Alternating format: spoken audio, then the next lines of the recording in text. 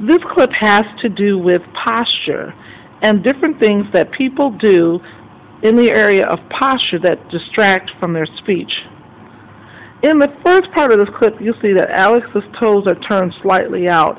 When we have proper posture, we really prefer that the feet are straight and the toes are pointed straight ahead or in the same direction as the rest of your body.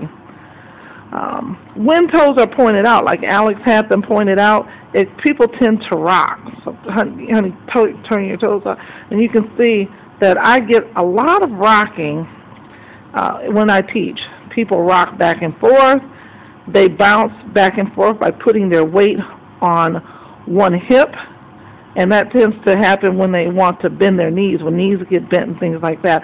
Another common form of rocking that we get is rocking back and forth at the midriff. You notice that her hands are on the edge of the podium, which makes it easy for her to engage in this kind of rocking. Also, while rocking, people will roll up on their toes time to time. It's just people are nervous when they speak, and they have energy that they don't know how to use, and so then they start to engage in odd behavior to kind of use up some of that energy. So you see her rocking in various fashions. Then we sometimes get a heavy knee bend because feet are stacked on top of one another, and you can see that her knee is teetering in and out. We get legs crossed all the way over sometimes, and this lends itself to a lot of rocking. Another thing about the crossing of the legs is that it erodes away stability. It erodes away stability, and if we got a front shot of her rocking, you see her shoulders were very uneven. I'll catch that shot in a minute. But another thing that she was going to show you that I commonly see with my students is the knee being actually bent all the way back and the toe tapping against the floor. See how she's tapping her toe? And again, when posture is is undermined by these movements, it results in a lack of stability, and in order to maintain balance, the speaker often will have to grab a hold of the podium. Now, we talked about in the lecture that triple threat posture gives you 3 key threats. It gives you the ability to stand in one spot for a long period of time with no fatigue or minimal fatigue.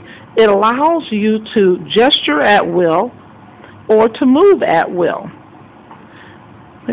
A lot of times if a person is all contorted with their knees crossed or they're tapping a toe, they simply have to go through too much energy to uncontort themselves to engage in any of those threats, and most speakers just simply won't do it.